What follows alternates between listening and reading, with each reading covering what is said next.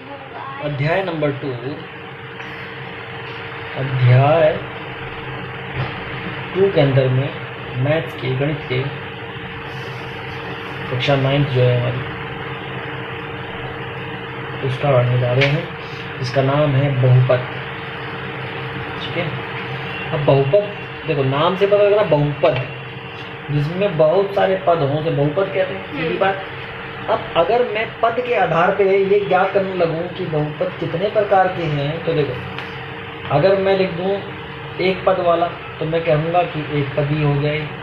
अगर मैं लिख दूं एक पद का कैसा होगा, जैसे लिख दिया मैं 2x लिख दिया तो एक पद का बहुपद होंगे। और मैंने लिख दिया द्विपद, द्विपदी तो ये दो पद हो गए, जैसे x + 1 तो दो पद हो गए इसमें। ऐसे मैंने लिख दिया त्रिपदी तो इसका मतलब 3 पद हो गए इसमें, जैसे लिख दिया मैंने 2x² + bx + c 3 पद हो गए, ये 3 पद हो गए। मैंने लिख दिया यहाँ पर बहुत सारे पद तो मैं क्या कहूँगा बहुपदी। ठीक है, बहुत सारे पद हो जाएंगे, बहुत सारे पद हो जाएंगे। तो ये पद के आधार पर हमने इसको अलग अलग डिवाइड किया। इसी तरीके से अगर हम घात के आधार पर, ये पद के आधार पर किया हमने, समझ में आई बात। इसी तरीके से घातांक के आधार पर, घातों के आधार पर, अगर हम घातों के आधार पर किसी चीज को, बहुपद को अगर हम वर्गीकृत करने लगे तो क्या आएगा, एक आएगा रेखिक, रेखिक बहुपद। कौन सा बहुपद? दूसरा आएगा द्विघात बहुपद, जिसकी घात कितनी होगी, द्विघात होगी। इसी तरीके से त्रिघाती बहुपद, तो जिसमें अब देखो रेखिक बहुपद में भी जिसकी घात 1 होगी, यानी मैं लिख दिया यहाँ पर 2x + 1 लिख दिया, तो यहाँ पर मैक्सिमम घात कितनी है, 1 है, 1 घात भी। इस तरीके से मैं लिख दिया यहाँ पर ax² + bx + c, तो यहाँ पर मैक्सिमम घात कितनी है, 2, तो द्विघात हो गया। ऐसे मिल गया ax³ + bx² + cx + d, तो मैक्सिमम घात कितनी है यहाँ पर 3, तो त्रिघाती बहुपद हो गया। ऐसे करके मैं और भी कर सकता हूँ। तो पदों के आधार पर और घातों के आधार पर पता लग गया, देखिए बहुपद द्विघात बहुपद कितने और कैसे होते हैं। उसके बाद अगर हम देखें, देखो कोई भी बहुपद आप लिखते हो, लिखो मैंने 4x² + 5x + 2/3, तो देखो इसमें कुछ पद हैं, कितने पद हैं, 1 2 3 पद हैं, और मैक्सिमम घात कितनी है, 2, तो ये द्विघात बहुपद है, द्विघाती बहुपद है, और पद है इसमें 3, तो त्रिपदी है, द्विघात बहुपद है। ठीक है, इस तरीके से मैं कहूँगा इसे। तो यहाँ पर x² के साथ में जो चीज़ है, तो मैं कहूँगा ये x² का गुणांक क्या है, x² का गुणांक क्या है, x² का गुणांक है 4। x² के साथ में क्या चीज़ गुणा हो रही है, 4 गुणा हो रही है। देखिए ऐसे ही मैंने कहा x का गुणांक क्या है, x का लिखा है, यहाँ लिखा है, और इसके साथ में क्या चीज़ गुणा में 5, तो मैं कह दूंगा 5 इसका गुणांक है। ठीक है, इसी तरीके से अगर मैं कहूँ कि ये बताओ इसके अंदर में चर क्या है, तो चर इसमें x है। ठीक है, और अचर क्या है, अचर इसमें ये पूरा का पूरा जो है अचर है, ये 2/3। अच्छा ध्यान रखना कि भाई साहब आपके अगर यहाँ पर माइनस में है तो ये संख्या माइनस इसमें कैलकुलेट होगी, यानी ये पूरी संख्या माइनस की बनेगी। अगर यहाँ माइनस का है तो इसका गुणांक माइनस का होगा, अभी प्लस का है ना, तो माइनस का होगा। अगर यहाँ माइनस है तो ये फिर माइनस का होगा, ये ध्यान रखना। अब इसमें कुछ चीज़ें हमें पढ़नी, तो हमें निकालना होता है बहुपद के अंदर में शून्यांक। ठीक है, शून्यांक निकालने होते हैं अपने को। और कौन कौन से मेथड है हमारे पास में, हमारे पास में एक शेषफल वाला परिमेय होता है, शेषफल प्रमेय चलते हैं, और एक होती है हमारे पास में गुणनखंड वाला मेथड होता है, गुणनखंड प्रमेय जिसे हम कहते हैं, गुणनखंड प्रमेय। इनके बारे में हम स्टडी करेंगे। ठीक है, इन दोनों के बारे में आगे चल के भी।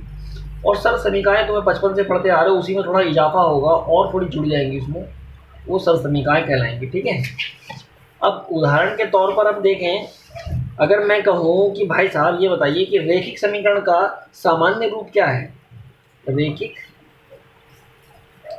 जो बहुपद है हमारा उसका सामान्य रूप क्या है। सामान्य रूप बोले तो जिस तरीके से वो लिखा जाता होगा सामान्य रूप, तो ये होगा ax + b, ये इसका सामान्य रूप है।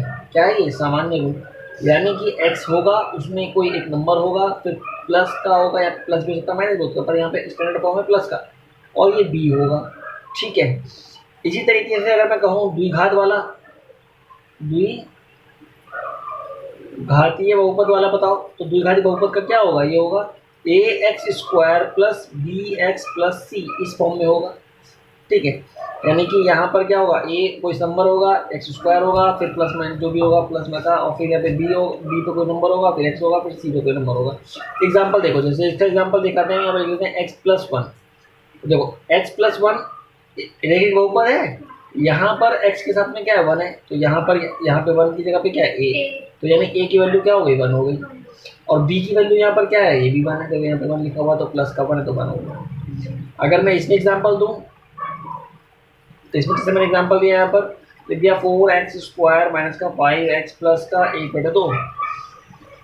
तो देखो भाई, x² के साथ में यहाँ पर क्या है, 4, तो ये a की वैल्यू होगी 4, और x के साथ में यहाँ पर क्या है, 5, तो -5 इसकी वैल्यू होगी, b की वैल्यू होगी, और c की वैल्यू क्या है यहाँ पर 1/2, तो ये a b c की वैल्यू तो ये हो गई, और ये इसका सामान्य रूप ही मतलब इस तरीके से लिखा जाता है। ठीक है, समझ गए, इसी तरीके त्रिघातीय द्विवर्गीय घातीय, तो इस तरीके से लिखा जा सकता है, ये तुम्हें पता होगा। अच्छा जी, अगर हम कहें कि सरल समीकरणाएं जो होती हैं हमारे पास में, वो कौन कौन सी है, तो सरल समीकरणाएं मोस्टली जो होंगी तुम्हारे पास में ax+y वाली जो होगी, मतलब x+y का स्क्वायर वाली, जो तुम्हें बचपन में पढ़ी है तुमने, x² + 2xy + y² होती है। इसका माइनस वाला भी होता है, x - y का होल स्क्वायर, जो लिखा जाता है x² - 2xy प्लस का y² होता है। इस तरीके से x² - y² होगा, तो यहाँ पे क्या होगा, x प्लस वाई और x - y होगा। ठीक है, इसी तरीके से अगर मैं लिखूँ x + a ब्रैकेट बंद और x + b, तो ये क्या बन जाती है, ये होती है x² + a + bx + ab, ये बन जाता है। तो ये कुछ समीकरणाएं जो हैं, ये तुम्हें याद होनी चाहिए, किताब में तुम्हारी लिखी हुई है, उन्हें एक बार दोहरा लेना, देख लेना, उन्हीं पे बेस यहाँ पे क्वेश्चन बनेंगे तुम्हारे आगे जाके, देखना। अब हम तुम्हें कुछ इंपॉर्टेंट क्वेश्चन निकाल के दिखाते हैं इसके अंदर, जो तुम्हें जरूरी है,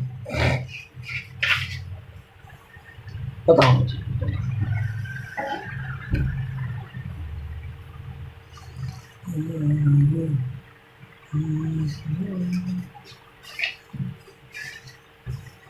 जैसे देखो, एक हमें यहाँ पर दिया गया है,